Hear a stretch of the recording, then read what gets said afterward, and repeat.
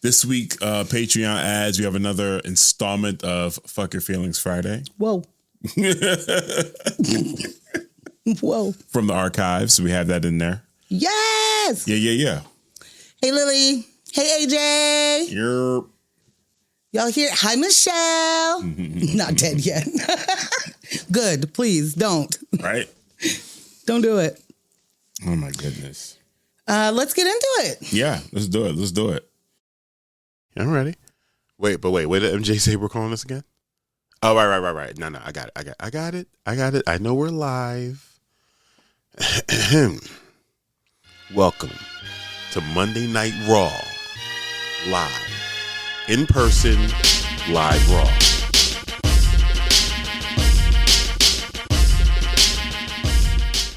So, again, this episode, we'll be talking about Lindsay wanting to make Iran great again. Yeah. We're traveling the globe, guys. You know, what we're doing out here is really just getting the globe on track with the American agenda. Mess. What? That's a mess. Well, it is a mess out there. And I'll tell you, American imperialism is going to clean that shit right up. I love it. Okay. I love it. Yeah. We bring into you democracy for one. Famine probably might be another one. You guys might not like that one as much as the democracy, but we're bringing it regardless. How about that? And Coca-Cola, serving it hot, huh? Yeah, everybody's happier. Coke and a smile. And our Oregon state legislature is, they're trying to get ice out of the hospitals, man. I'm a big fan of that. The right ice. Get the wrong ice out. Keep that. Hospitals have the best ice. They do. But that is not related to the ice that must be abolished. Absolutely not. Yeah. The only ice we acknowledge is hospital ice. Is that what you're going for? That's it. That's the only ice we acknowledge. I'm here for that. Yeah. Real quick. Did anybody see the video of the CEO of McDonald's taking, and this is the crazy part. So they're marketing this new burger, the Big Arch. And you know what's needed in the world? A new burger at McDonald's. Listen, I can't remember the brother's name that does the show with Glasses Malone. But Glasses brought up the Big Arch, and dude was like, pause, man. Pause. The one who wears glasses all the time? Yeah. Trap. That's Trap. Okay. He was like, pause, man, pause. And Glasses was you can't say Big Arch? He was like, Big Arch? That's how you talk to women? You tell them. He was like, well, yeah, Do you? He was like, they got good arch. You tell her the arch, you know what I'm saying? And he was like, all right, so when I said Big Arch, that made you think about men? That's why you pausing? Like, what are you doing? Oh, Glasses. At that point, I switched the video. I'm like, this is hilarious. And I'm out. And also, I didn't know. At this point, I'm laughing and I don't want any more. Because I didn't know what they were referencing at all. And then later on, I'm seeing, that's the name of this. Okay. So the CEO, I guess he was like, I want to get in front of the camera and do some marketing for us. He's talking about how great this burger is. And then he takes a little mousy bite. Minuscule. I think he talks about it being a big bite before he takes it or after. I don't know. But, sir, it was not a big bite. He bit it like he was scared it was going to bite him back. And that's not a good sign for something you want to sell somebody. I would say that he bit the burger like a person who doesn't eat meat and is being forced to eat meat. Okay. I like that. You know what I'm saying? Like, yeah, no. Okay, I'm going to give you $2,000 if you take a bite of this burger. And it grosses you out as you're getting closer to it. You're just like, the whole idea is like, are you out of it? And then it's like, teeny tiny bite. All right, do I get my couple grand now? Because that was gross. That makes sense. I like that. Michelle said, what a great way for that CEO to practice using his human suit to promote that burger. I love eating product. He really said that. He called the burger product. And I was like, you can't turn off. Bro. Okay, listen, I need you to understand. Tell me. When you're the biggest brain in the room, and you've climbed that ladder, you are absolutely at the spot you have all of the merit to be in. Relatable content. Continue. This has happened to me several times in my career. And you've made it to CEO. Yes. You make huge decisions. Yeah. You know, this is a global brand. Do you know how many billions of burgers have served this populace? Yeah. No, you're right. You're right. You can't turn the big business brain off, you know, when it's time to eat. Are you kidding me? First of all, number one mistake, fire the entire fucking marketing department. Who said a great idea would be to get the robot dude to come down out of there and eat a burger, because you know what's really missing here is our core audience doesn't get to see the the big guy. To the credit of your point here, like definitely someone in the market needs to be fired. There was a day not too long ago when they would just hire actors and pretend that person was the CEO. Find someone who's enthusiastic about eating burgers and say, senior exec, senior reps, whatever. Why does it okay, this is not great. Obviously, this is not a news story that we're bringing. It's, you know what I mean? Because I have too many questions. Yeah. And but I don't understand why we started with the CEO having a burger and what looks like a Zoom call. Like, it doesn't look like this is a produced commercial or whatever. You know what I mean? Very. So why'd we do it? Well, was this going to be a TikTok and they thought it was like everything goes viral on TikTok? Yes, I think they did. I think you nailed it. They definitely thought it was going to go crazy on TikTok. And it did. It did go crazy. Not fucking nailed it the way they wanted to. Actually, take it all back. Give that person more money. Right. They nailed it. Engagement hacked. Engagement achieved. Trophy. Done. It ended up driving other burger companies. Other CEOs decided to come out of the tower. They want to compete. So we got Burger King. That's how he eats a burger? Wendy's. You know, it was just like, bruh. What up, Alice? None of that. Hey, Alice. How you doing? Yes, trying very hard to look relatable. Did not work. Here's the thing. Mark Zuckerberg showed us in whatever year of that it was, many, many years ago.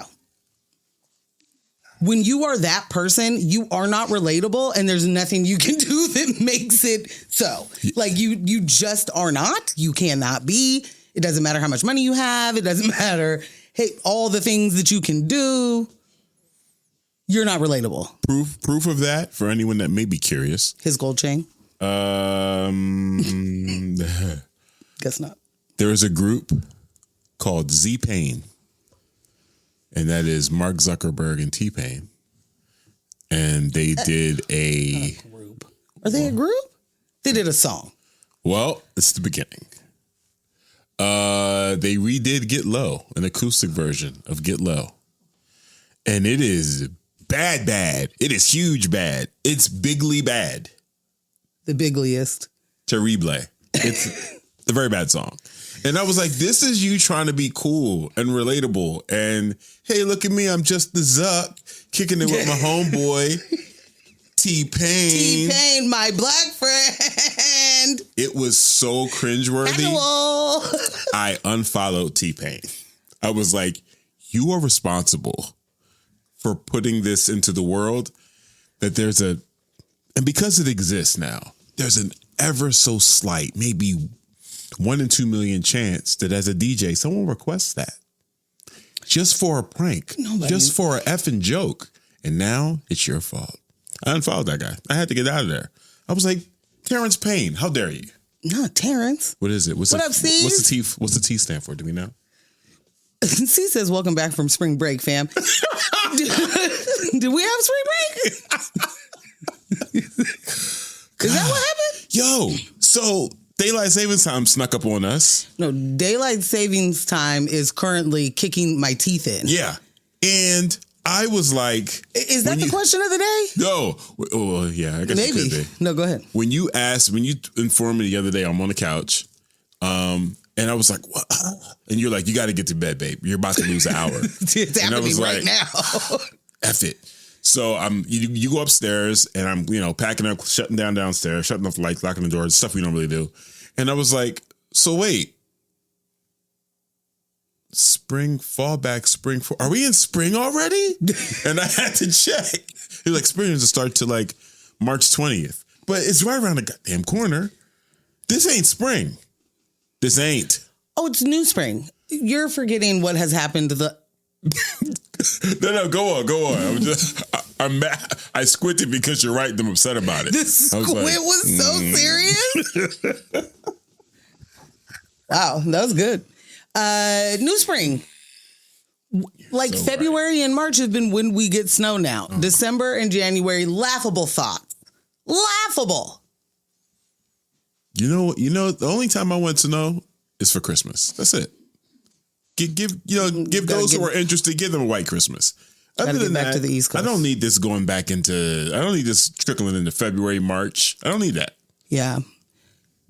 If I were to inform you that the last times it snowed in Portland that it was like all February and March, what would you say? I think maybe April even got a day. Yo, Michelle said this is not a moment in history I want to be raw dogging while jet lagged from going nowhere. Damn. Bang. Oh, it's a bit much, man. It's a bit much. She said, I want snowpacks so we cannot die in a fire in summer, though. That's the thing. Yeah. We got no freeze, which great for a lot of things, meaning, the fact that we refuse to make sure that people have adequate shelter and can stay relatively warm for more than 4 hours at a time. Right. Great that it didn't get some huge snowstorm, but the bugs are already out.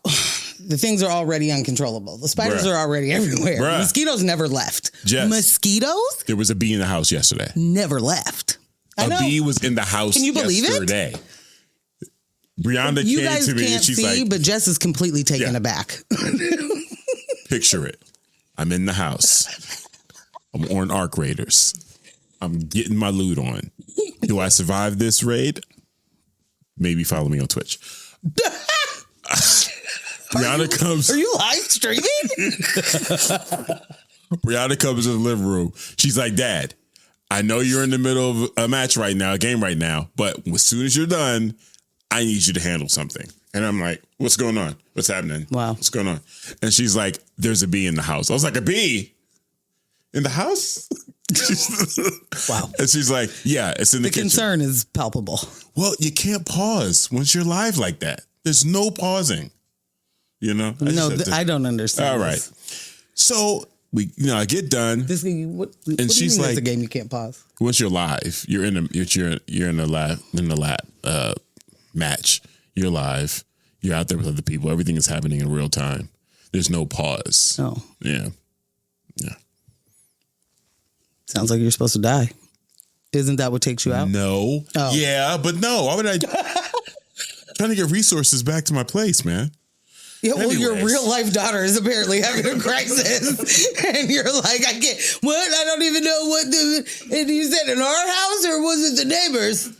What? Hey, there's a robot on my tail. I got bad timing. I can't pause it. Wow. Okay. Well, it's a good thing that these kids are grown. They ain't sounding great. So she was like, it's really quiet. I was like, bumblebees make more noise than these bees. I was like, bumblebees are the ones you hear a little bit louder. But in any event, why is this being like, why are you out, bro? Like, what are you doing around? This is insane. How'd you make it in the house? This is not a flower in sight to pollinate. None, my guy. Not inside our house for sure. And it was a pretty good size. It almost looked like a yellow jacket. But yeah. No, man. Signs of spring. The world's upside down. That's what we've brought to you today. Yeah, the world's freaking upside down. Speaking of the upside down, Dyson Michael Eric. Serve him up good. Eric Michael Eric Dyson. Did I get it right? Yes. Michael Eric Dyson. Got it. I want to know why he's going by 3 names. Patriarch. Does it make you more prestigious in the professor world? Academia? In academia, if you have 3 names? I would think so. It does sound more prestigious. Like just off rip, it definitely sounds more prestigious. And rather than Michael Dyson? Yeah, Michael Dyson. Who's that? Michael Eric Dyson. Well, what have you to present to us, sir? Huh? Bring me. It's not like Philip Seymour Hoffman, you know? Like, now that, you got me. You had me at Philip, maybe. Yeah. Not you had me at Philip. I don't know. But you see the effect of the 3 names. It's a thing. In acting, I do. Yeah. I don't know about academia. I'm not a part of that world. Gotcha. You know? All right. Academia? How are you to pronounce that? Academia. You pronounce it like someone with 3 names. All right. Academia. You know who else sometimes has 3 names? Serial killers, you know? Okay. Good point. So. Michael Eric Dyson, I'm trying to remember what even was the catalyst for him to bring up. Okay, he was on a podcast. I can't remember the name of the podcast, and they were talking about experience. Someone referenced a time when someone who was biracial was, I guess, how would you put it? Like, not attacked, but a shot was taken at them, and it was like, he only half. Yes, this is exactly you. Right. You're remembering everything so far. Right. Like, he's only half, so we don't even care. Right. And so the dude whose podcast Michael Eric Dyson was on, he was like, I didn't know that was a thing. Is that a thing? And what up, Los? He says, oh yeah, that's definitely a thing. Kendrick and Drake. And it was just like, what? What? Okay. You have just been waiting. You've been waiting for the opportunity to do this. You've just been waiting. Guys, I feel bad. I cheated you. I should have prepared the clip because there was so much to get. We'll save it for views. Yeah, we'll do it. We'll do a, I don't even want to call it a deep dive. There's not a lot to dive into. We'll do laps in the kiddie pool on it. It's, we have sort of surfacely said things about this before, but you know, the biracials with the white moms be doing a lot. Hi, I am a biracial with the white mom. I'm She's not. Like, hi, me. The identity gets lost somewhere for some of these folks. Like they literally just, it's gone. Yeah.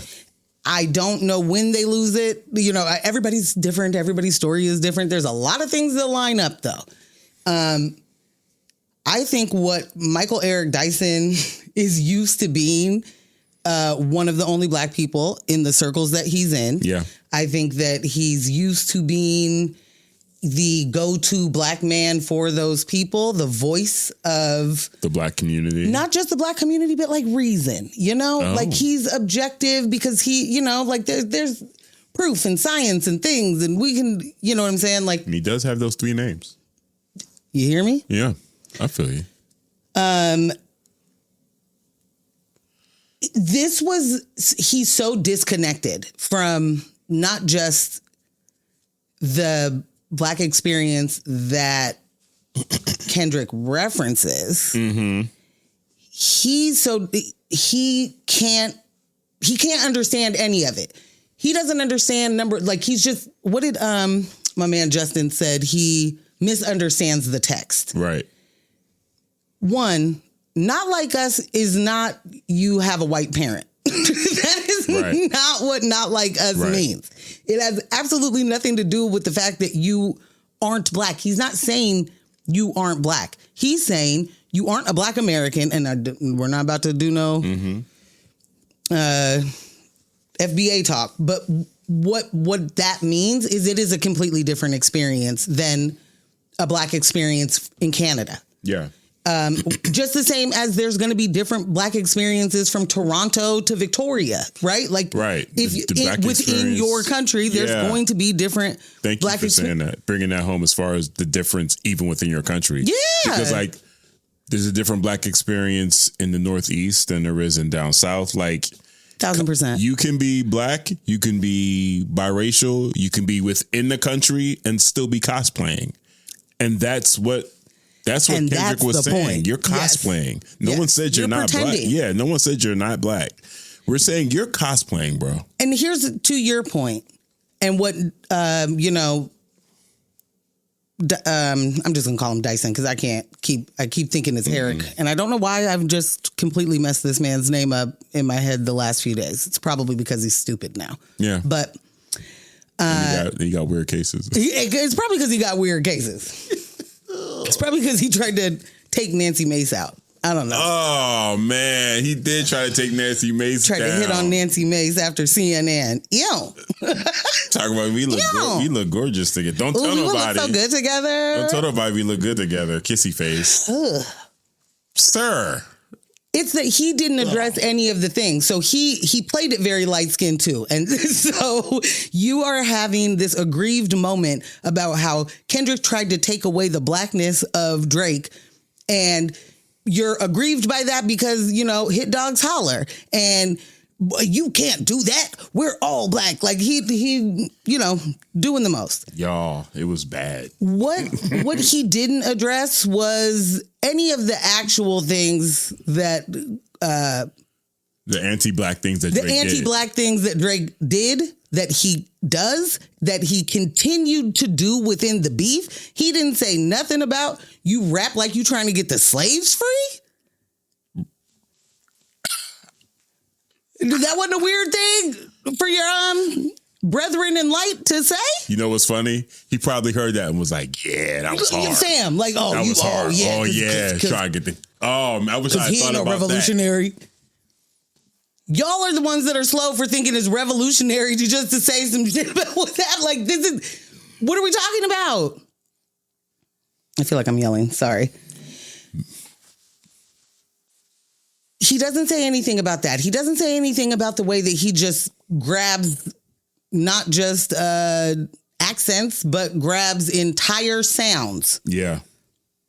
Yeah. Full colonizer. Takes it, runs with it, leaves it, discards it, gets a new one. Same thing. Does nothing to uplift these cultures and sounds that he's hijacking. Like, do we not think it's weird that you didn't know what Drake really sounded like until recently? Right. Right. Like, he doesn't talk the way he raps. You know what I'm saying? And for a person... What was T.I.'s artist? Iggy Azalea? Oh, no, that's not it. That's exactly what I'm talking about. Oh, okay. He pulled the fucking Iggy Azalea. So I was just going to say, we can recognize it when it's Miley Cyrus and Jelly Roll and what's his face, Post Malone. We can recognize it there, and it is harder to recognize it for a lot of people when the person is black, because you think there is some shared experience. Right. What you miss? I think she missed this. Oh, okay. Because there's a shared experience. So you think that there's going to, like, okay, nah, you're not going to do the same thing that they do when they're just like straight up stealing from us, right? Like, you're not going to do that. And then, turns out, shit, you actually, not only are you going to do that, you did do that. And you lied about a bunch of the stuff that made you the person that you, like, it was the wildest thing to me. And I won't, spend way more time on this. But one of the things that Michael Eric Dyson was getting at was that Kendrick was trying to take his blackness away. Right. And that is, reductive. And you just can't do that. And then gives a list of reasons that Drake is black, as if that, number one, wasn't reductive. And the list was list was insane. He got a black daddy, number one. So, like, let's start there. His daddy black. Daddy black, as if we didn't know. He spent all his summers in Memphis. I don't know where he heard that. I don't know where he heard that, because Dennis Graham was not taking care of his son every summer. Let his son tell it. What? The projection. Like, what? Yeah.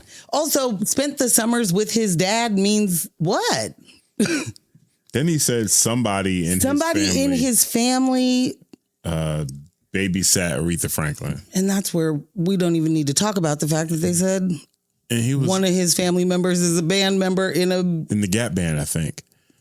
And he was like, you know, who's going to check his black card? I'm like, well, they don't get blacker than watching Aretha Franklin at some point, I guess. You are such damaged goods. You're missing the point, my guy. And I love it. I love it. I already got disdain for him. He's annoying. I love that this is happening in broad daylight in front of everybody. I absolutely love it.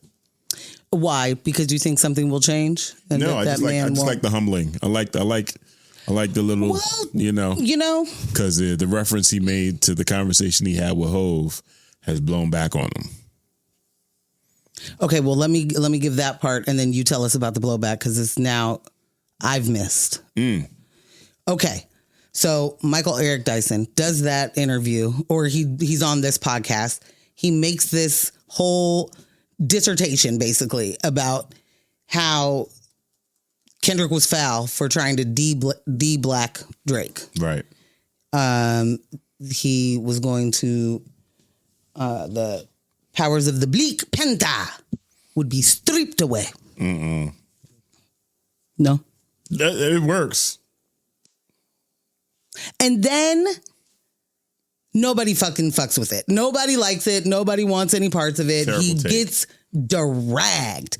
And then he comes on the internet and he's like, hey, guys, let me do this video real quick to address what's going on. I talked to my good friend that I've never told you about being my best friend, but his name is Sean Carter.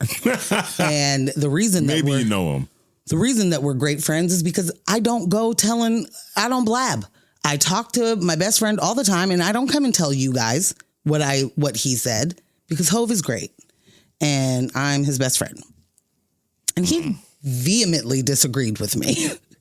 Respectfully, though. Respectfully. Like, talk to me like I'm a human that has feelings. And I liked that he told me all of the things I said wrong the way he told me. And I guess I appreciate that he called me. I don't remember an apology in any of the thing he was talking about. No. I don't remember him saying anything like, I shouldn't have said it, or Hove made me understand, I had it misconstrued, whatever. He didn't say any of that. What he said is he sent Jay-Z his 3,000 word essay on it that he wrote for what he said was the Philadelphia paper. So he was real proud of it, so much that he remembers where it got published. OK Player's reporting and a couple other sites saying Michael Eric Dyson apologizes to Jay-Z, saying that conversation should have remained between us. And this is what happens when you're a clout chaser. Are you telling us that? Are you still doing whatever he was mad at? Help? Is that what's happening? Man is a clout chaser. I do believe he is working on this next book, and it will be about this battle, and it will be terrible. It's going to be called On the Run 4. On the Run 4? 4, because there's Jay-Z's On the Run 2. There's a rumored to be On the Run 3, and that's going to be a part of Act 3. God, are you not a part of the Hive or what? I thought I had to know this information for you. You know how it is, man. Anyway. Follow shit on Instagram and it no longer pops up, so I didn't know. Rough. Yeah, rough stuff. Not in the know. Yeah. But anyway, is it going to be, what's the book about? You said the beef? It'll be about the beef? That's my prediction. He's going to have to write a book about not knowing shit. That's what you're going to have to do, because that's where you're at with this entire thing. It's a silly thing for him to have ever even jumped into. I'm not trying. This is not truly like an ageism thing or anything like that, but you are removed. You are removed.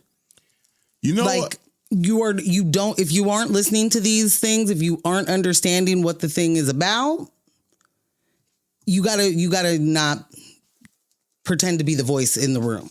I would dare say that he's not necessarily removed, but he's just wrong. He's just like, well, yeah. He can be like, involved in the culture and be aware of all of the things and just be effing wrong. You know what I'm saying? Like, can you be involved in the culture and not see? Can you be involved in the culture for real and your takeaway be that Kendrick is trying to de-black Drake? Yeah, we experienced that through the entire battle. We watched people who were hip hop fans who were part of we've had discussions with people that were like, I've had discussions with people. I'm like, who is we? That was like, yeah, he's just hacking his blackness. It's literally. Okay, I had that conversation in the very beginning. Like Justin said, like we're all hearing the same lyrics. You're interpreting them wrong. Yeah. Yeah, you got the text wrong, bro. Like there was never a point. Never a point. Like Drake attacked his own blackness. And all Michael Eric put Dyson have a problem with the fact that Drake said Kendrick was anti-Semitic in the lawsuit for saying not like us? I didn't see any indication. These are the kind of things that, like, you're number one. I hear you. Mm-hmm. Okay, so removed is maybe I do just think that you can flatly be wrong. Mm-hmm. I don't think. Yeah. No case in point. You're not, yeah. But I don't think that he's a part of the culture. I think that he is peripheral at very fucking 67-year-old best. Mm. If you're friends with Jay-Z and you have no reason to be, y'all aren't even supposed to be in the same circles from, you know what I'm saying? Mm-hmm.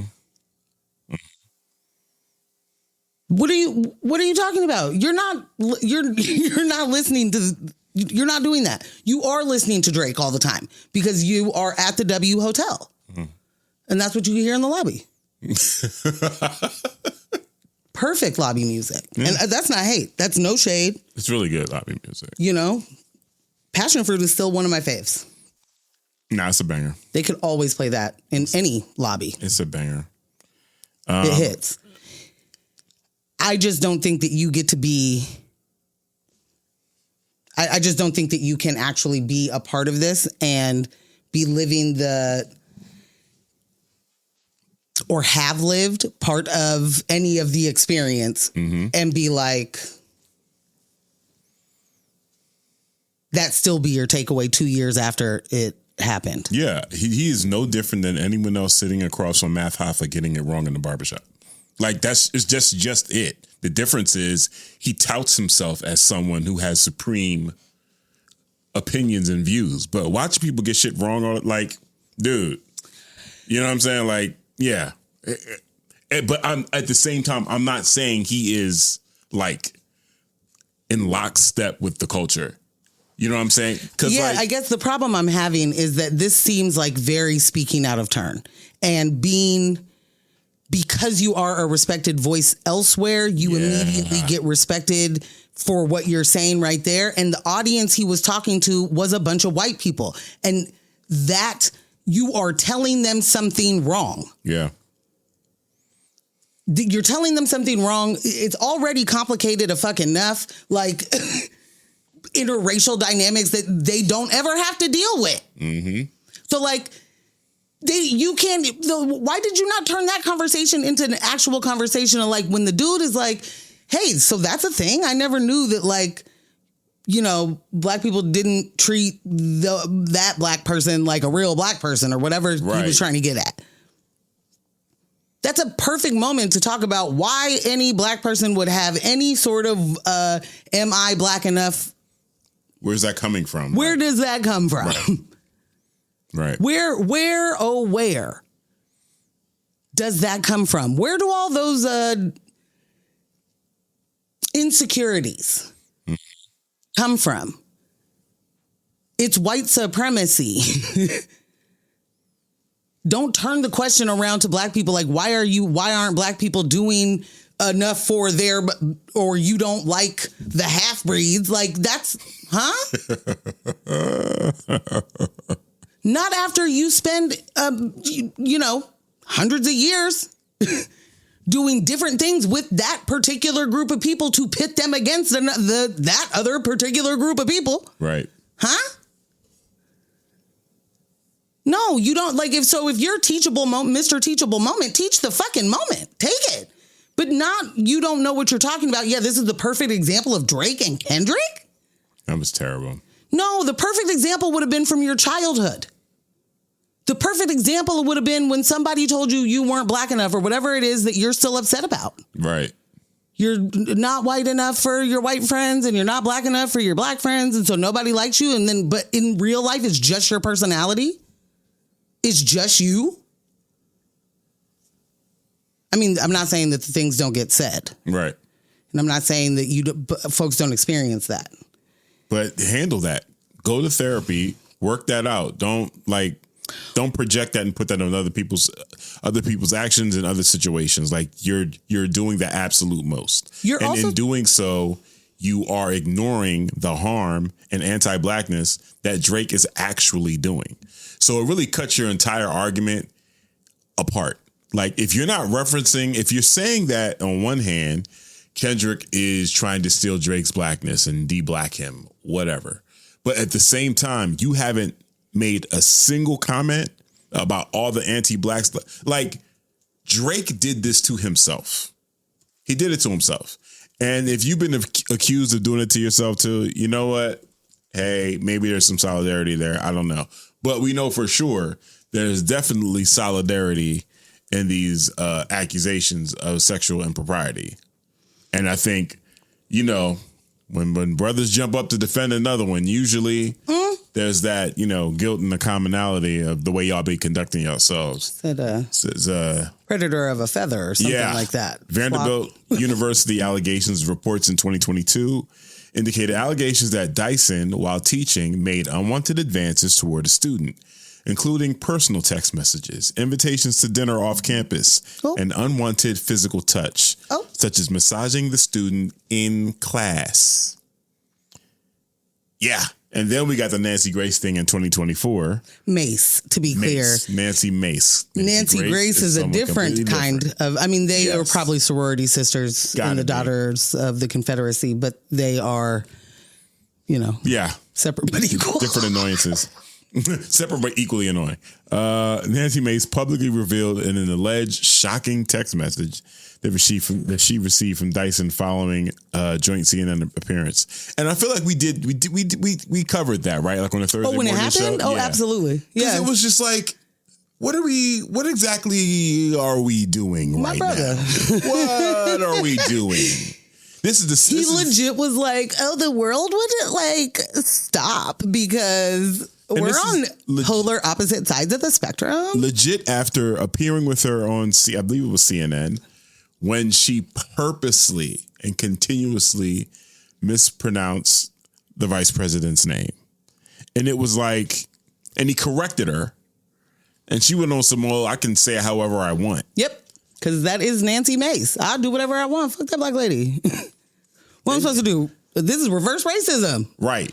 Then, so after all of that, he explained that he wanted to take the picture with her to show people that, we can be on polar opposite sides of the spectrum and still be. For me, that's an issue. That's an issue. If we're on polar opposite sides of the spectrum and there is racism involved, I don't want to be in no effing picture with you. I don't need to show anybody anything. So you're creating excuses as to why you wanted to fulfill that fetish. Because that's what that's about. You was trying to smash. That was just race play? That was just race play, bro. Yikes. That's right. You on your race play. And never you on your race. Some things for some people. Carlos, help. Everything ain't for everybody. And we shouldn't have known that. But then you got played. hard. Imagine trying to have a secretive little chat with one Nancy Mace. Have you heard of her before? She's a lunatic. And I do mean that disrespectfully. I mean it factually. Right. What?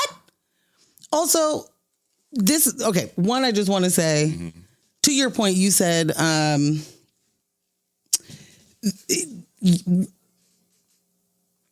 can't remember exactly what you said, but he's supposed to be an intellectual. He is supposed to be a learned man, right? Who explains the complications and complexities of not just race, but many different diasporas. Like, he is supposed to do that. That's part of what he gets paid to do.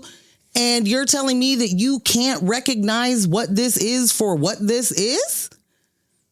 Bruh. Like, you're telling me that those credentials might have been not earned is what it makes me think. Because, you don't get to have this many bad weirdo takes. Or it speaks to the larger point of, you're an intellectual, you're a learned man, but what do those institutions really mean in real life? You know what I'm saying? Like, that would certainly be my point. I mean, his text messages, like, you try to be so slick.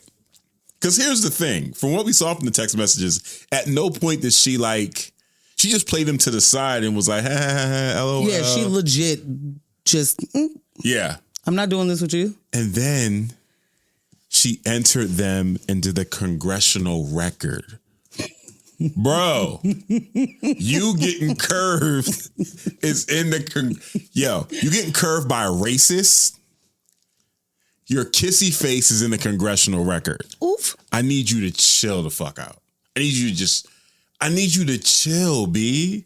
This is insane. Is there a charge to press? I would be so upset. What? No, there's no charge to press when you apparently are in racial chats showing feet. You know? You're right. Like, we don't get to you don't get to press no charges when she tells on you. Wait. What? Wait. Most worserist, and you ain't hit. Yikes. Got literally nothing out of the deal, my man. Your chat is in the congressional record, and all you have is a photo to show for it. And you ain't. And that you should be embarrassed by. Like, it's not like he can now just keep posting the him and Nancy Mace photo. Bruh. You know what I'm saying? You can't throw that in your stories. No. I gotta real quick. So AJ said, Drake does cosplay being black. Why is this an argument? I'm confused. The dude is a menace. And then said, but did Kendrick do that? Drake is terrible and should be treated as such. Kendrick did not do that. No. Kendrick explained who Drake has been, and what he has done. Him calling him a colonizer really upset Michael Eric Dyson. I'm not sure why. It's if he doesn't know what colonizing means, and that, you can't use that kind of word unless I guess he's actually pillaging and plundering communities. I'm sorry. It was Carlos. Well, first of all, Carlos, can you be my friend? Because he said, I have no dog in this fight. Don't invoke me. Congress really she's not going to let you hit. God, Congress, she's not going to let you hit, bro. She's not going to let you hit, bro. And she's not. Or she did. I don't know. Because in all honesty, that could have happened. And she could have still played the fuck out of him, because why not? I'm confusion. I have no background and done no research on race play. I'm completely confused as to why this is even a thing, Michael Eric Dyson, that you want for your life. Why do you want that notch on your belt? Why, sir, do you want to fornicate with a racist in 20 and 24? He's going to show her who's boss. Oh, is he gonna? Let's be done. Exercise some demons there. Let's be done. He's gonna show her who's boss. Let's be done. I messed up. That's on me. And listen, as the pervert of the two of us, I know when I've crossed them. It could just only go left from there. So let's just be done. AJ said, as a biracial. For biracial. Kendrick's comments seemed appropriate. Because they were. And so this is what makes me so mad, is that, are we really supposed to be mad at the truth? Like, really what it shows me, and AJ said, anyone defending Drake is a menace. Not real talk. No, that's a definite. Anyone that's defending Drake's... Anybody who's yes, Faith. Full pause. I'm glad you were here for that. I'm sorry, Michelle. I don't know how to not react to the chat. I'm going to have to learn to just not read it. Anyone defending his bullshit is a menace, right? Yeah. And usually what they're defending is like their right to be able to be that level of menace when it's their turn to be that level of menace. Yeah. And I don't think that that's any different right now. So if you're running into somebody who's like, everything's Drake doing, I mean, that's the music industry. That's what you're supposed to do. You're supposed to like rob all your artists, and you're definitely supposed to make sure that nobody else can make money. Like, what? Mans has been out here lying to y'all, acting like he got a $400 million deal. That's not good. That defense sounds similar. Maybe sold his catalog. Sounds similar like a Cosby defender. That's what everyone was doing back then. And there's also that. That's just how we partied back then. Quaaludes and. To that point, that is where Michael Eric Dyson sits for me. And by that, I mean. Pull up your pants. He's one of them respectability blacks. Oh, he definitely is on respectability, because you're not going to be out here in a bonnet and he's going to talk to you the same as he would. It's true. Some Kamala Harris. Like, unless you white, he might. No, he definitely will, because that white lady is down on her luck. You know? But these sisters be making choices. Shit. Why do y'all be making them choices? You lost my point. Sister? I don't know why you keep doing this to me. Why you be making that choice to be outside with your hair, with your bonnet on? With your bonnet on. Because if I didn't have my bonnet on and my hair was crazy under here, what would you be saying to me instead, sir? Why you outside with your hair all crazy? You're not going to listen. There is no gas you can light about this one for me. I know every single trick in the fucking book when it comes to a black woman and her hair. I literally sat in my own fucking office with a door you can close, and the man came past my desk and was like, "Oh, your hair. So curly, so big." Like, what? Same dude. When I wore my hair in a slick back ponytail, was like, walks past my office, does a double take, comes back and was like, "Oh, I thought you cut your hair. Oh, it's a nice look, but I didn't want to lose that big hair." What the fuck are you talking about? I didn't want to lose that big hair. You didn't want to lose what? Huh? Ooh. So you're not, there's nothing that you're going to tell me, anybody. If I have a scarf, a bonnet, a hat, if I'm pressed, it's a problem. If it's my natural hair, it's a problem. If I got braids, it's a problem. Fuck off. Why was he so concerned about your hair? This is the only black person there. I don't know. Like on his own personal time, he's like, I wonder what Morgan's hair is going to look like today. That's nasty. You ain't tell me you had a work crush.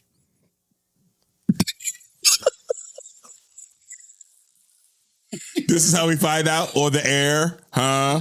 That's how we find out on the air. Is people that was crushing on you at work. And you know what, Jess? You're not going to dodge this because you guys work together. So this is betrayal. This is the two of you knew, and this is how I find out. In 20 and 26, post-pandemic at that. Well, this is wild.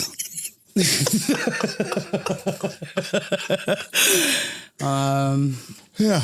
It's break time. This is what happens if I go too far past my break time, like a kid that's You're up a too gremlin? late. Yeah. Because what? Number one, you definitely have heard that fucking story. Number two, Jess couldn't have done anything. He wasn't there. But you know Number what happened? Three, I have heard that story. It hit different after you made the perv reference to Michael Eric Dyson and the whole fetishization. Oh, okay, because that's how it's always, why the fuck did that guy ever come into my office, past my desk, that I'm facing the door? Why are you coming over here? Yeah.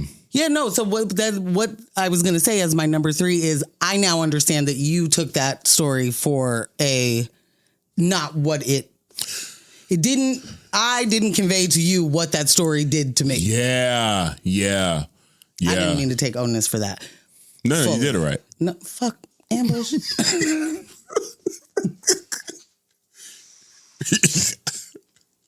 Your Honor, all right, so it's break time? Your Honor, I believe the record stands. Oh, you're going to get me after the break. Okay. Yeah, it's break time. It is break time. It is time for us to be breaking. If you haven't already, please hit that like button. Subscribe. Tell your friends. Hit the comments. Stay active in the chat. Definitely do that. Yeah. And we will see you in 10 minutes.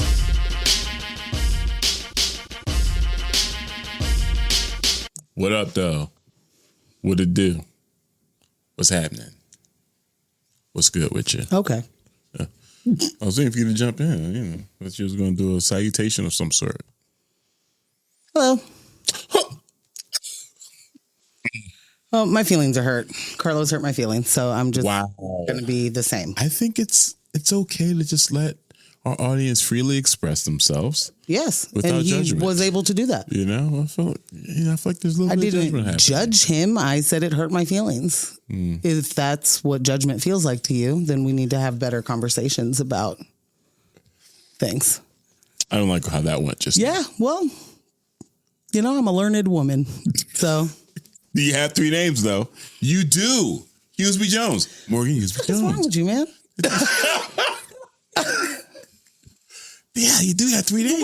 There are 2 people that are watching this right now that are doing their level best to get us off of everything so that we're not just like super easily accessible, and you're just throwing my whole shit. Come on. It's out there. People know. Huh? Good woman on campus. People know. It's no secret. All right, we should move on. All right, guys. I'm not sure if you're aware of this, but the mission right now is to make Iran great again. That is why we called it Mission Epic Fury. Because when you are so passionate about liberating a people, do it with epic fury. Bruh. So, a report by the Wall Street Journal says U.S.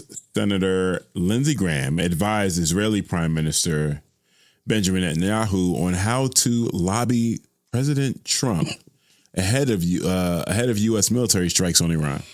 According to the report, Netanyahu later presented intelligence to Trump that helped persuade the president to authorize attacks on Iranian targets. Graham, a longtime supporter of aggressive U.S. policy in the Middle East, has previously backed interventions, including the 2003 Iraq War.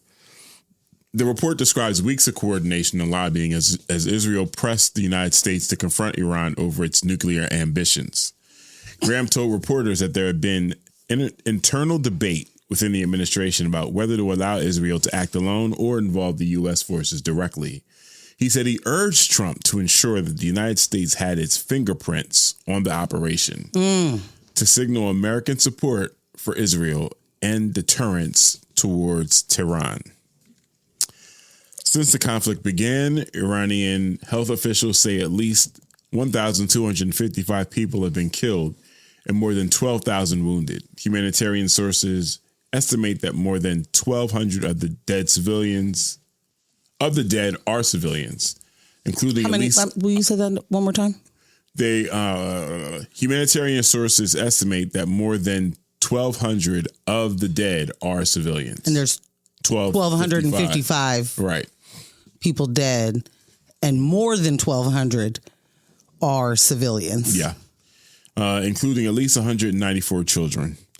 U.S. and Israeli strikes have targeted a range of military and energy facilities, including oil deposits near the Iranian capital of Tehran, where massive explosions over the weekend sent thick smoke into the air and triggered environmental concerns after oil-contaminated rainfall fell over parts of the city. Iran has responded with retaliatory strikes. You're like, wait, what? Oil-contaminated rainfall? Bruh. I feel slow right now, but do you remember seeing Lindsay say something to the effect of like, and this was, I think, at the beginning of Israel's genocide, said something to the effect of like, they got all those open oil fields right out in the open. Just flatten it. Flatten it. You know what? I'll take it. Yes. This is starting to sound familiar. Then hearing that, like, I guess I just didn't. It all came back hard. Yeah. Okay. Iran has responded with retaliatory strikes targeting sites in Gulf states, including the United Arab Emirates. The escalating conflict has rattled global energy markets, pushing crude oil prices above $100 per barrel and briefly nearing 120 on Monday. Analysts say the price spike has already led to higher fuel costs in the United States, with gasoline prices rising sharply since the first strikes on February 28th.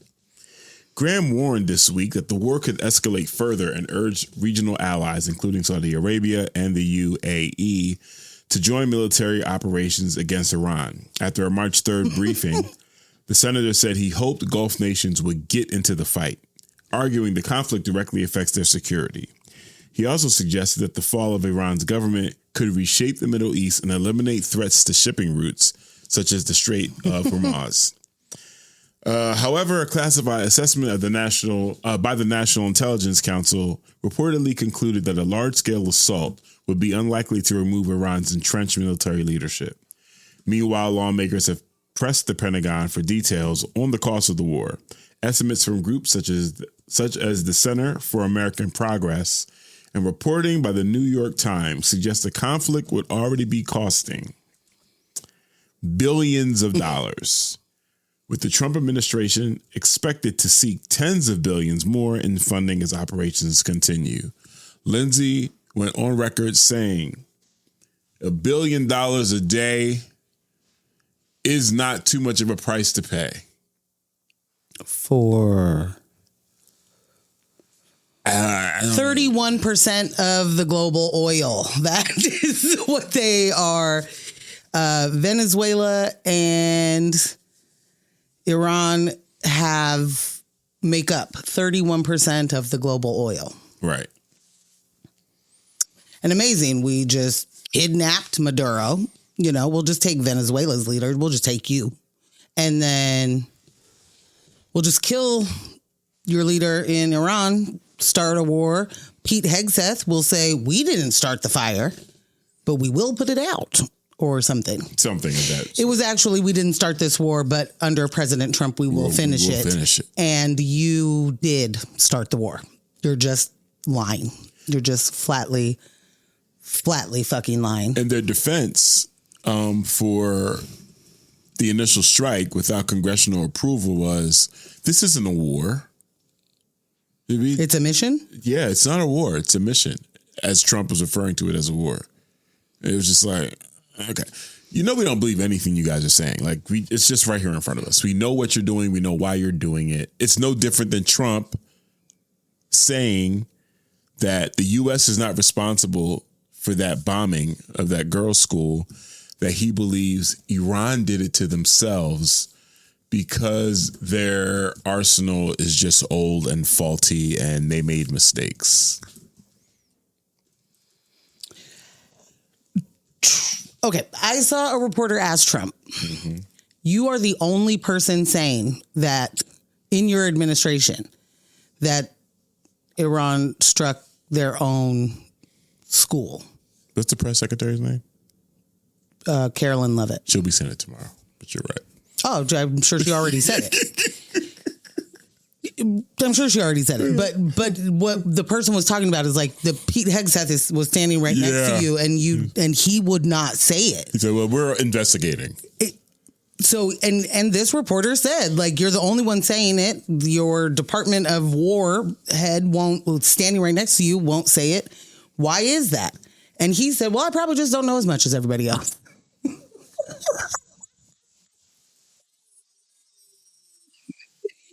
I mean, they probably got more intel than me. What do you want from me? I'm just the president. Fuck, man. What do you want me to do? I'm running the free world. You gotta need to get all the details right. You made fun of Joe Byron because he'd be like, say, Jack, don't ask me no questions like that. You're doing the same thing. Jesus. Doing the same thing. Well, hell's bells. I don't know. I think they probably know more than I do. And so I'm not going, yeah. billions into this war. Carlos says, but God forbid a motherfucker need an ambulance ride and some oxygen. Yeah. You can't afford any of these things. Don't be ridiculous. There cannot be health care for your citizens. Certainly not free. Shell says, Christian nationalists just trying to liberate people from their earthly bodies. And land and resources. Also, C said, was the evidence provided supersized or medium? And I'll tell you this. Lindsay has been telling too much, and he does that. He has a tendency to do that. Yeah. He very much gets in front of a camera and thinks he is in the salon, That's real. Yeah. That's real shit. He'd be like, girl. Yeah. Oh, is these my girl, salon? you know how much money we about to make? This war about to be prosperous than a motherfucker. You don't even know. Did I say off the record? Yeah. Can we retroact that? Also, Senator, that's not how it works, and you know that. But he's out here saying how much money they're going to make. That you just watch. You just wait. You just wait and see. We're about to get all the... You're talking about contracts for, BlackRock. More BlackRock, more whatever, like private equity, militaristic detention contracts. So your buddies will just make a fuck ton more money. Yep. And you will too somehow because, I don't know, kickback or something or... That's how it works, man. The idea... So, sorry, what my entire point of him telling too much is he said he's been going to Israel, been talking to Mossad. They've been getting all of the info because they'll tell me stuff that the American military won't tell me. They will not give me access to. Are you to tell me right now, Mr. Graham, that you don't have the clearance for the information that you are looking for? So you just went to Israel and was like, hey, anybody got some... Can you give me the intel that I'm looking for that I don't have the clearance for in my own country? And you know why I don't have that clearance. Yeah, I'm sure you know why I don't have that clearance. Yeah. They've got that dossier on me. But the thing is... Hook a brother up. I think that this is going to serve you more than it serves us. Like, imagine Lindsey Graham has taken over Steve Bannon's job. I don't want to. Of bringing right-wing lunacy to the globe. Like, how is the Bannon even putting up with this? Right. What do you mean? Hey, wait a second. Lindsey Graham took my spot. But so Lindsey actually has been, like, imagine you are lobbying for war to convince Donald Trump, who it takes a Big Mac. Like it doesn't take much to convince this person to do anything, but you had to take multiple trips and you had to talk to BB. Yo, you know what that sounds like? Yo, you think I can sleep over? All right, I do want you to sleep over, but I can't ask. You gotta ask. Because my mama told me no. Right. She already told never me say no to you. Boom. Been there. Lo said they got him on Pentagon Kids. His intelligence restriction. Like, yeah, man. Yeah. If you listen. Which is where it should be. He is a full-blown blabbermouth. Yeah. I mean, my man is telling way too much stuff. Yeah. Way too much stuff. You're certainly not supposed to be saying out loud, we're about to make a ton of money on this war. That's not the out loud. No, John McCain did not teach you to do that. No. You know? Not in John McCain's GOP. No. Not at all. No, that's for the back room. That's for when we have the whiskey together, you know? Ooh. C says the war keeping the Trumpstein files and Lindsay out of the news. BB brings Lindsay into that back room, into that room and shows him the pictures and boom. Yeah. Because you know they got dirt on Lindsay, too. You know, it's easy dirt to get on him, too. Yeah. Again, I say he is a blabbermouth. My man is telling all of his own business on accident if you give him any moment, any leeway in a chat room. Yeah. You know what I'm saying? The way he be stumbling to recover, it's like, Lindsay, the way you recovered that, we honestly, in this particular situation, didn't know you weren't supposed to know that. Right. Like the overcorrection. And now we know this should probably be a congressional hearing. Yes. The overcorrections warrant investigation every time with him. Like every time. Every time. You can't give that dude clearance. He can't know things. No. He shouldn't be able to get on a plane and go to Israel. In all honesty, why is anybody over there talking to him? They probably smack his hands on a plane. What's this, Lindsay? Lindsay, you've been here before. Lindsay, do not touch any of these buttons, please. I just cannot stand, and I just don't understand how every single one of these people are still in office. Like, it is mad depressing. Yeah. Like, none of this is self-defense. We've already done this before. I'm fucking tired. I am tired. There was nothing in me that believed Donald Trump was anti-war, right? Like, there was nothing in me that believed that. I am not, feeling bad for his voters that were like, hey, I thought you didn't do war. This isn't what I voted for. But then Tulsi said we don't do war, and so I voted for it. Like, no. This isn't what I voted for.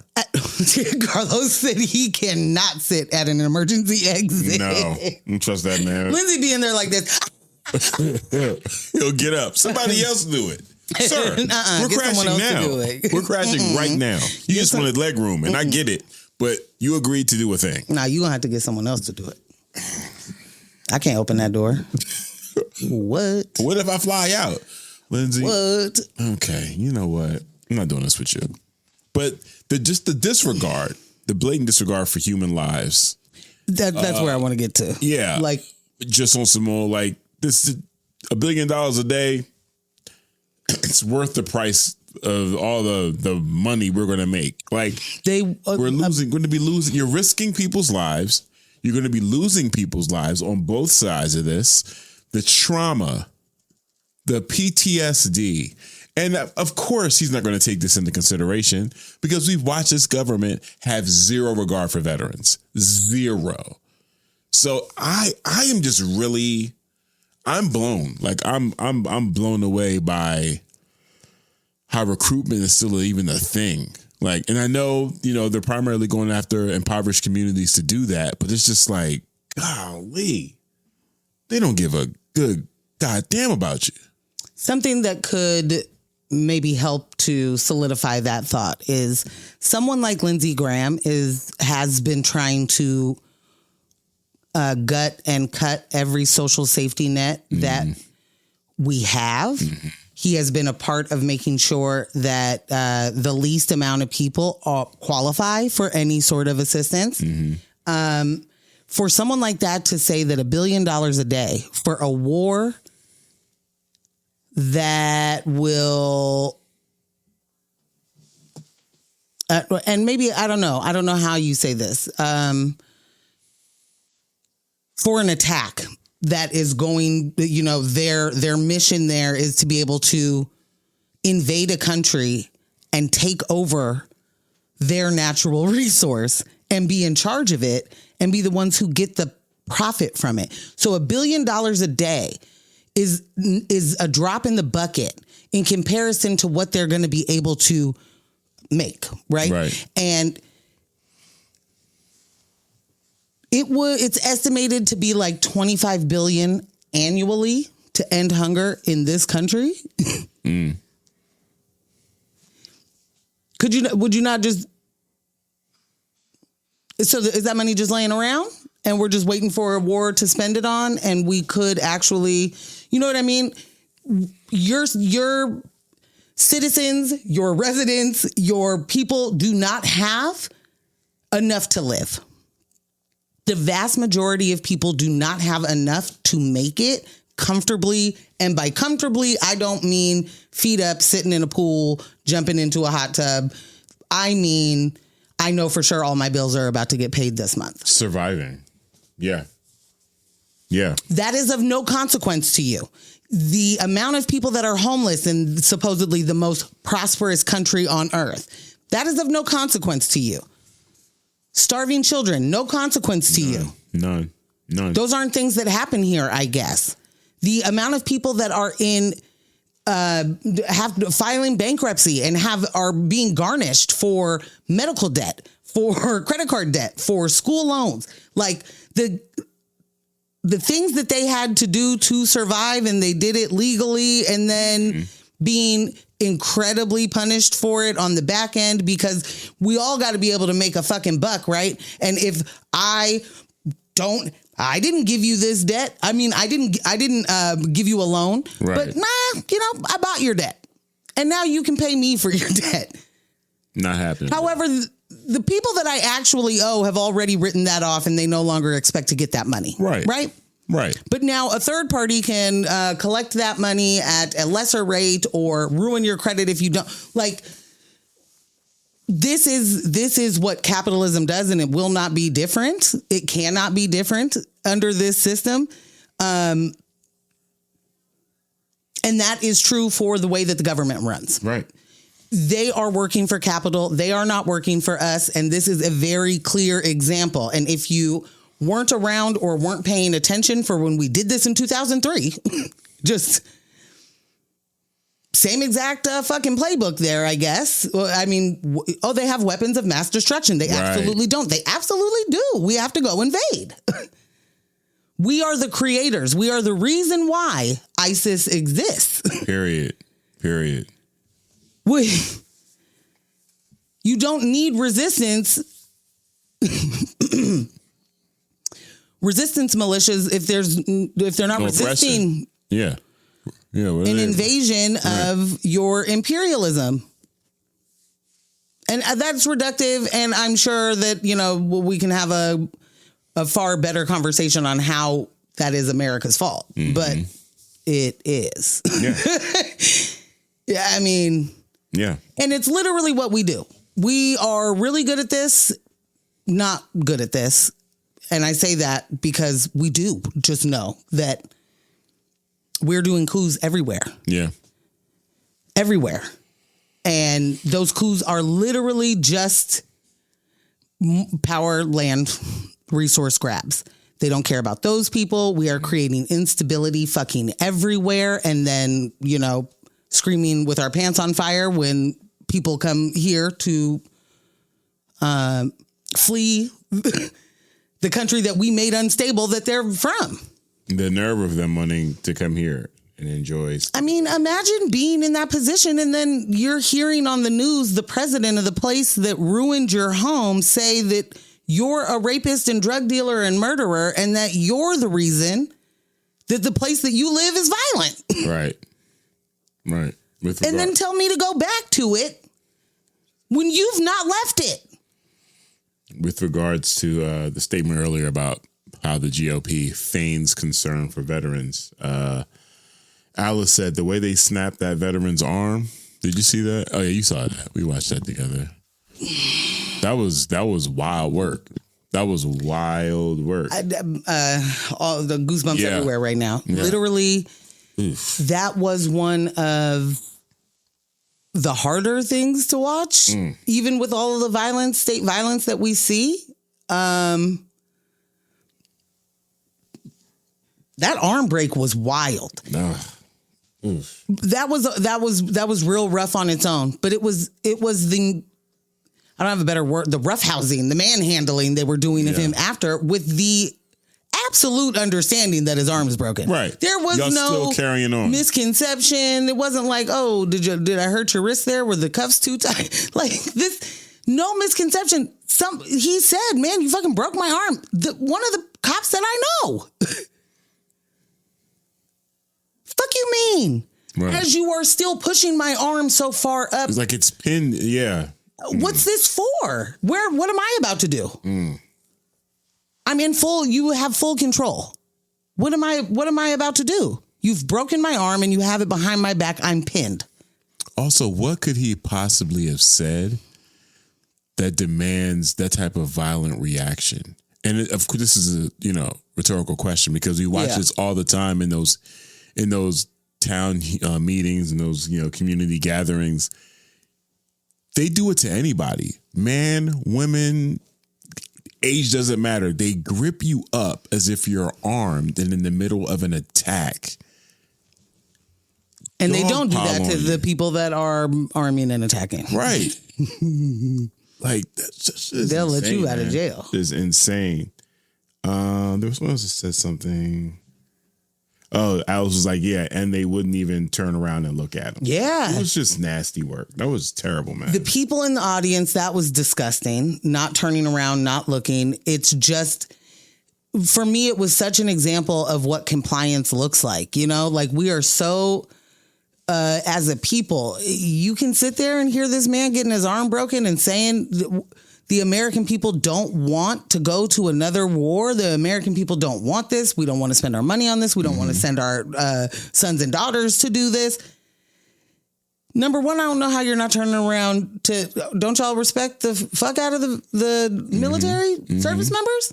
This is a fully dressed Marine, hoorah, or something like that. Ain't this supposed to be the biggest, bestest group? Fear will do that to you too. Absolutely. Yeah, frozen in that. Because again, being that close to that level of violence happening so quick, that can definitely cause a fight or flight. That's also people, I agree with you, just on some old like, ain't my business, I ain't in it, just complete disregard. And then also people agreeing with the way that he was treated. Right. Yeah. Super gross. Yeah. The reactions to, and we talked about this a little bit too, with just like acts of violence when people are capturing it on their phones, and how even looking through that screen is a way to separate themselves from what's happening in real life. And it creates a barrier of safety in those moments. Like, I'm over here just documenting. I'm not involved in that. There's nothing I can do about that. When really, yeah, you're actually right here, right now. There's plenty you could do about that. Even in that particular situation, there was enough people in that room to make it different. If enough people in that room stood up and went to the security like, hey, stop. You've broken his arm. Back up. Call paramedics. Like, we've seen some of this start to happen with reactions to ICE. I always like seeing those videos when they're trying to apprehend someone and then the whole community is like, not happening, bro. Right. Not even. You're going to need more people. Boo boo. We taking this person back. Right. Like, yeah, more of that needs to be happening for real. Oh my gosh. C said, why don't they send ICE over there? I'll even approve them wearing their masks. Send them where? To Iran? Yeah. Oh my goodness. Man, oh man. You know what is the funniest to me is just how much these ICE folks are aggrieved that they get the treatment that they get. And I feel like it's a good way to get right into our local story. Yeah, they should be aggrieved by the way they're getting treated by the people that are hiring them. The whole flim flam. Y'all got juked bad, bro. Yeah. Well, so the Oregon House passed Healthcare Without Fear Act, limiting immigration enforcement in hospitals. Woo. Lawmakers in the Oregon House of Representatives approved a bill Monday that would limit the role of federal immigration authorities inside hospitals as state officials respond to the Donald Trump administration's immigration crackdown, which is called like medium fury or something. I don't know. The legislation, known as the Healthcare Without Fear Act, seeks to protect patient privacy and ensure access to medical care regardless of immigration status, which is supposed to already be what happens. The measure, Senate Bill 1570, would require healthcare facilities across Oregon to establish clear policies governing interactions with federal immigration agents. Hospitals would be required to designate public and private areas on their campuses and limit where authorities can enter. The bill would also prohibit care workers from sharing a patient's immigration or citizenship status with federal authorities. Supporters say the legislation is intended to protect both patients and medical staff from disruptions during emergency care. The Oregon Nurses Association, which advocated for the bill, praised its passage on Tuesday in a statement. Quote, hospitals are places of healing, safety, and trust. The Healthcare Without Fear Act ensures everyone has access to healthcare free from fear, intimidation, or interference. I'm not hearing enough about how they can't be waiting for me outside. Right. Does it include the parking lot, the whole campus? Like, fam, they be waiting for people outside of immigration court. I highly doubt you're going to be able to tell them not to stand outside Emmanuel Hospital. Lawmakers backing the measure said immigration enforcement activity in medical settings can interfere with urgent care. State Rep Daisha Graber, a Democrat who represents Southwest Portland and East Beaverton, said hospitals require carefully coordinated teamwork among medical staff. Quote, when immigration enforcement disrupts that environment, people get hurt. Adding that the bill protects patient privacy and limits access to sensitive hospital areas. The legislation gained momentum over several incidents involving federal agents at hospitals earlier this year. According to the Nurses Association, immigration authorities shot 2 people in a hospital parking lot in Portland in January. And in another case, arrested a family seeking emergency treatment for their 7-year-old child. The group also said some federal officers have pressured medical staff to shorten treatment for detainees or remained present during private health consultations. Gross. The bill now returns to the Oregon State Senate for a concurrence vote after House amendments. If senators approve the updated version, the measure will then be sent to Tina Kotek, the governor of Oregon, for consideration. A Senate reading is scheduled for Wednesday as lawmakers weigh the next step for the proposal. The only ice we mess with in hospitals is pellet ice. That's it. It's all about the pedals, baby. That's it, B. I said it wrong. I was going to let it ride. Okay. But yeah, I'm curious to see more explained about this particular bill, because you're right. It does need to include the entire campus. You can't just be right outside the hospital. Y'all can't be on the parking lot. None of that. The thing is that the conversation, we already understand that the hospitals, some of the hospitals have been open to, like, the administration of the hospital has been open to being the safe harbor for those federal agents to fuck with people's rights. Like, I don't know. Oppress. Intimidate the fuck out of you. Yeah. Like, come on. Some of the times we reported on this a few weeks ago because the Emmanuel Hospital was like, hey, nurses, could you stop telling people that we pipe down about this? Could you please shut up about us letting ICE officers sit in the room with the patients? Like, that's wild. That's between us. That's in-house. Why are you telling people that? So if there's anybody within the administration of the hospital, the higher ups within the hospital that are like, seems legit, I think you should definitely be able to do this. Right. There's going to be issues. Yeah. They're already breaking HIPAA laws. There's no question. That's already happening. When law enforcement, federal agents, whatever the case may be, when they come in and start intimidating medical staff and trying to get them to shorten up the treatment or not give them the things that they need because, they're not even from here.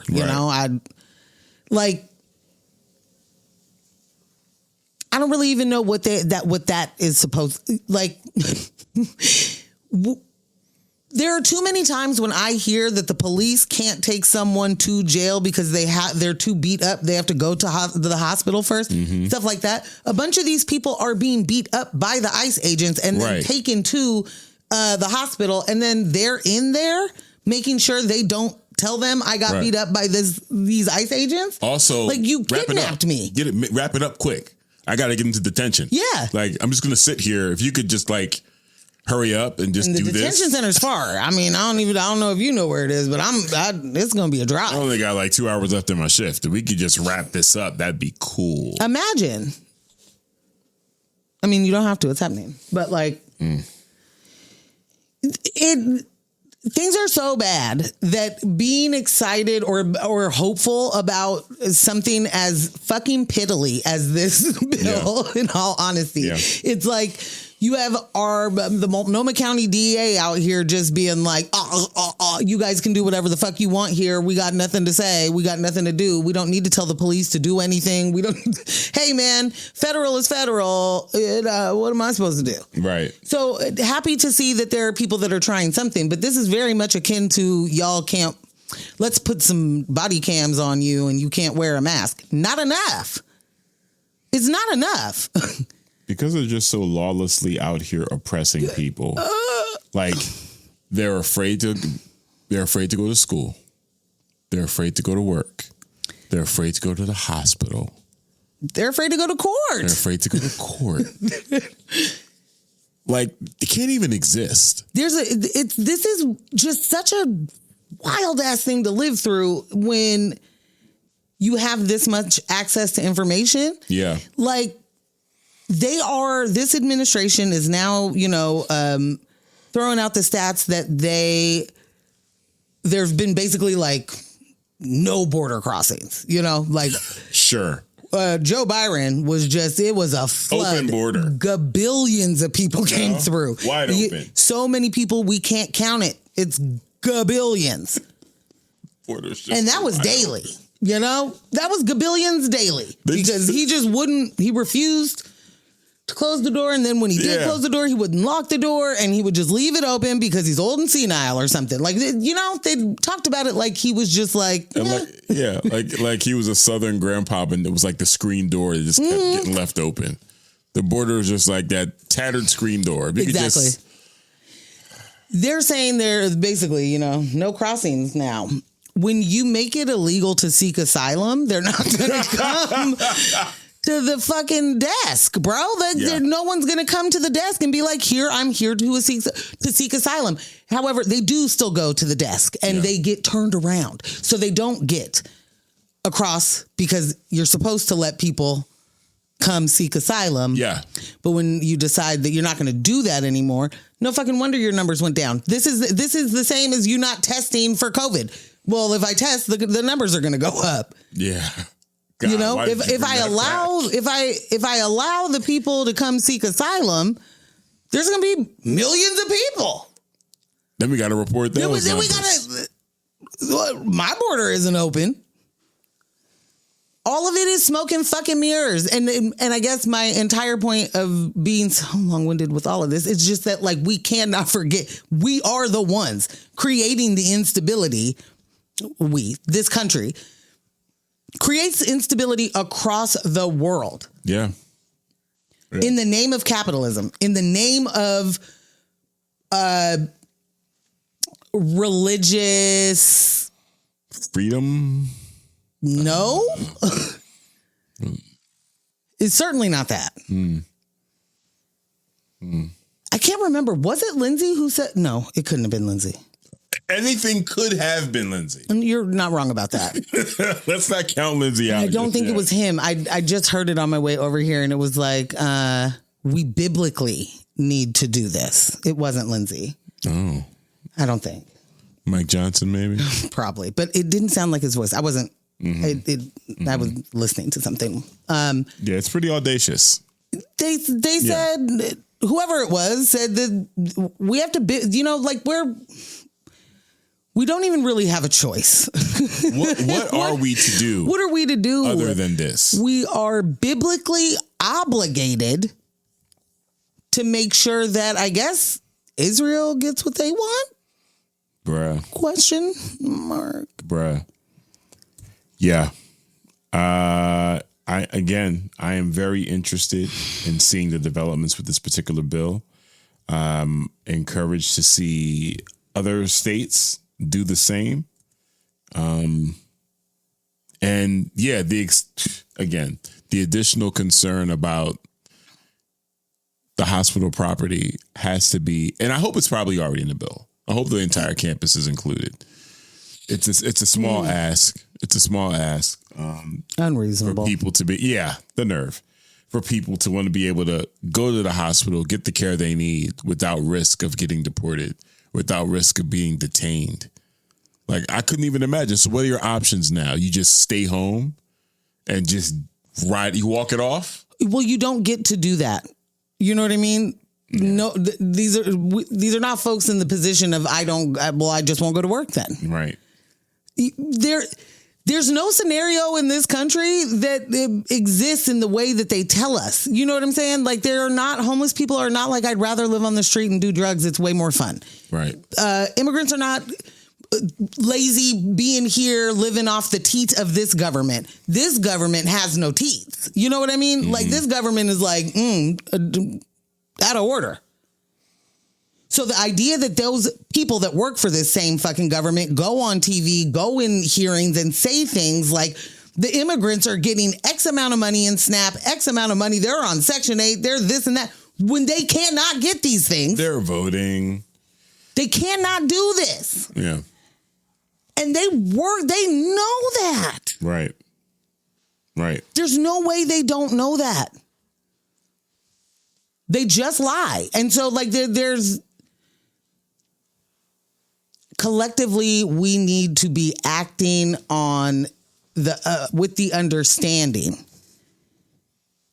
that, especially when it comes to talking about war and what the reason war is for and why we are even included in it or whatever, you absolutely have to understand, if it is coming from our media, it is propaganda. 100%. It's full-blown fucking propaganda. Even when certain outlets don't even know that they're doing the propaganda. And by that, I mean, happens all the time when you just report what the police said. And, that's fucking propaganda. Absolutely. That's just what they said happened. They're not even there for most of the time. Not only are they not really there, everybody has a different role. It's like one dude showed up and did the stop, and then another dude comes up and stands on the side, and then another person if there's an arrest, there's a whole different person that takes you to jail. Like, y'all are just finding ways to have too many people too many hands in the thing, and then you tell us a fucking lie. To your point about the BS, C said earlier, they fool MAGAs into signing up for the military and then pull the ultimate okie doke on them. Yeah. You got Kid Rock over there talking about proud to be an American. I feel like the ultimate okie doke is going to be a draft. That's good. That would be the ultimate okie doke. Because it's one thing if you sign up. There's also, we should at this point understand that the way that they recruit and who they recruit and the reason they are going to poverty-stricken places and people who are facing a life of no prospects because, I don't know, maybe something we did. Yeah. Something that this government decided wasn't needed in that town or wasn't gonna, whatever. We'll save you from that. We'll save you from the debt. You can still go to college and you can do all these things. Like, the fact that anyone still signs up is wild with all of the information available at the fingertips and all. But we're still duping people. We are still duping people to go to war, to fight for liberation or freedom or democracy or whatever. But is really just to steal their land and their resources. And if we get to kill a whole bunch of people at the same time that are brown or black, that's actually not bad. Alice said, my son isn't even 17 yet, and he's already getting all this military stuff in the mail. Yeah. I definitely remember the ROTC coming to our high school. And it was just like, you guys think you're cool? We're not cool, bro. I don't want to do that. I don't want to do that. Black Moon just dropped the album. Obviously, I'm going to be a rapper. I don't have time for anything that all this military jazz. I'm not doing it. Please get away from me. Stop coming through here. I'll do all the nods, handshakes, but I'm definitely not signing up for the military. That was never. And again, understand how people's backs are against the wall, and it can seem like a long tunnel, and that's the only way to get out. Especially when you're talking about generational poverty that is happening in some of these areas, and then you throw on like an opioid crisis. You know what I mean? To your point about things that our government is responsible for. You're bailing out some of these companies that have pulled out of areas. Like, it's terrible. It's terrible to be boxed in like that and look at going to fight and die for your country as your best option. Nah, man. Nah. Yeah, I just want to, I want to make sure that at the very least we are looking at this for what it is. This is not something that the world supports. This does not protect American lives. This does not make Americans safer. This does not make any Israeli safer, if that's what they're saying over there. There is no such thing as only targeting like military infrastructure. There's no such thing as that at war. Like they're not doing that. And the idea that we're going to pull the Israeli handbook of I'm rubber, you're glue, you killed your own people. Like your human shields backfired or whatever it is that they were saying from the beginning. No, well, Hamas was in that hospital or whatever. Sound just like Israel. But so I'm saying you over here pulling that play, but we just watched it. It doesn't work the same when you just run the same play over. Like it's not the same. This is not about stopping nuclear weapons. I just have to remind everybody that Obama.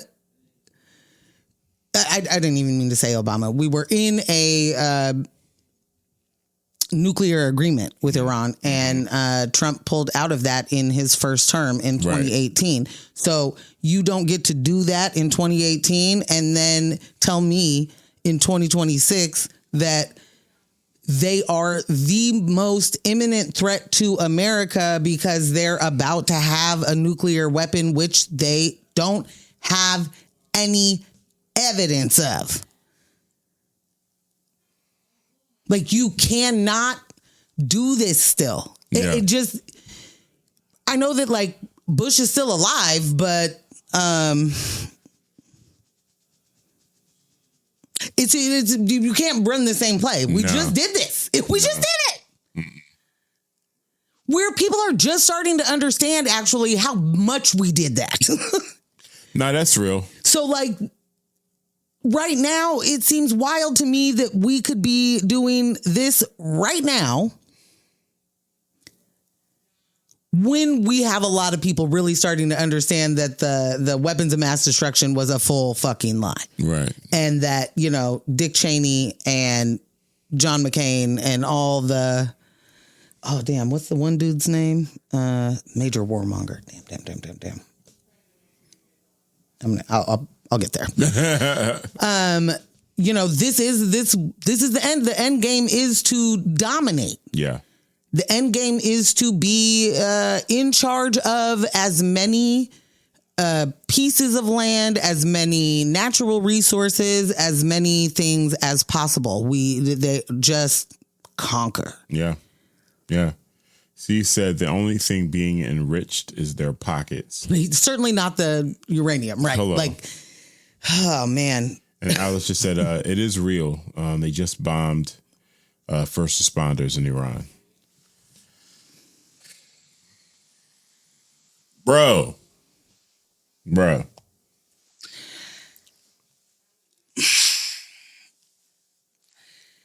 This isn't self-defense. This will not make any region safer. This is not some accident. This is not something that we stumbled upon. This is if we already know that Lindsay was out here lobbying for it, then we definitely know that this wasn't just a side mission like that. Right. Yeah. Donald Rumsfeld. Thank you, C's. Yeah. Sorry I yelled. Frickin' Rumsfeld. That's exactly who I was thinking of. The warist of mongerers. Yeah. Rumsfeld. Yes. Rumsfeld. Yes.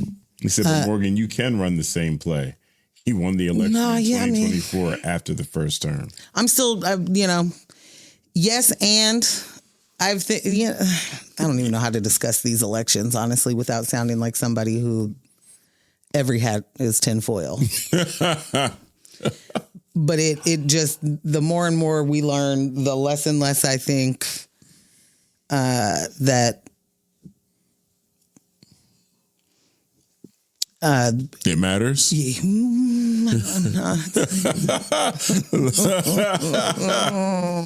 Just get more and more numb the more and more we learn. Yeah. Because we're still here. We're still here in this, dealing with this collectively. And to Caesar's point of, yes, you can run the same play. I know that because that's what America has always done. I mean, damn, racism is the same play over and over. All the isms are the same play over and over. All the divisions are the same play. It's all the same book. Like, I know. And I guess I don't even know that I'm just now numb to it. I feel like this has been 15 years of the fuck? Yeah. Like, of every day just being like, well, not that, what? Yeah. If you've been paying attention, how could you not be numb by now?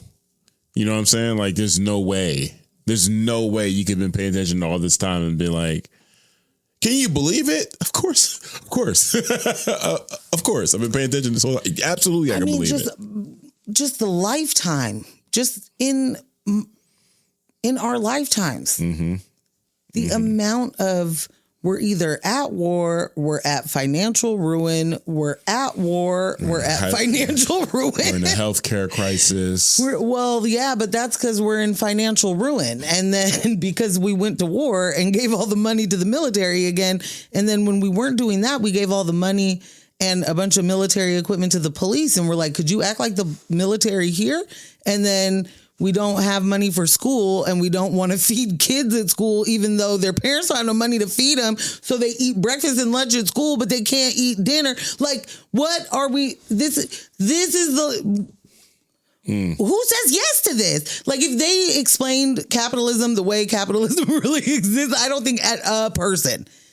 Well, that's not true. There's going to be the handful of dickheads that are like, put me in the fucking game, coach. I am ready to step on necks. Right. Like, I am absolutely ready to pull up my bootstraps and, run over everybody. Jesus. But in the grand scheme of things, this is not the life that any of us really actually want. And working this hard to pay a bill seems like a silly way to spend your life. You know, that shouldn't have to be the way that we get to do this human experiment. Sorry, it's 8:30. Why don't you cut it short, Ambush? Because that's another News with My Fiance, Monday night, Raw Live, in person, live Raw. Thank y'all for spending this quality time with us. This episode was made possible by our in-studio crew, Big Jess. Not the little one. Never the little one. Never, ever. Remote crew. Heavy hitter. Kyle G. Residual. Heavy hitter. Our remote crew, Kyle G. Residual Audio. And our quality control team, Michelle and Ross. Shout out to our studio sponsors, L&J Industries, for, again, providing us with this luxurious space. Luxurious. And, of course, big thanks to y'all for watching, listening, and staying engaged with us. And you can stay engaged with us all week. And by us, I mean Ambush. Just kidding. You can stay engaged with us all week. Follow us on Instagram at News with My Fiance. And we're News with My Fiance everywhere, right? Yep. You can follow us at all the places with the exception of TikTok because we don't have one of those anymore. Nope. Follow Ambush at ScamBeezy. And you can follow me at Portland Morgan. Become a member. You can sock it to our pockets over at patreon.com/newswithmyfiance. Yeah. And definitely check out the merch over at newswithmyfiance.com/merch. As always, we have more designs coming, and we got some really, really cool stuff up there right now. An extra enthusiastic shout out to our fiancés, putting their money where their mouth is over on Patreon. And like we say every single week, shout out also to our free Patreon subscribers. Yes. There is content up there for all of y'all. Whether you're free, whether you're paid, there's content. And like you just said, we got rid of our TikTok, and there'll probably be some other social media channels to follow that. And it won't be a choice of ours. The way they are changing these protocols and going after people that are speaking out against the government, speaking out against this war, things are just going to get tighter. So if you can, tell a friend to tell a friend. Yeah. And head on over to our Patreon. Like this video. Share it. Subscribe. All the things. Faith asked for an encore. We working on, those kind of things. But we are fair employers and everything, and Jess has to go. So it's true. It's time. But you know the deal. Don't let the individuals distract you from the systems. Poverty is a policy choice. People over profits. No war but class war, and go hard on systems and not people. And we will be back with you, back in your ears. 7:30 a.m. this Thursday on X-Ray FM. Right before Tom Hartman. Shout out to the homie Tom. Yeah. We'll see y'all. Bye. Thanks for tuning in. You can catch this show streaming live on YouTube every Monday night from 6:30 p.m. to 8:30 p.m. And our podcast episodes are available everywhere you listen to podcasts except Spotify.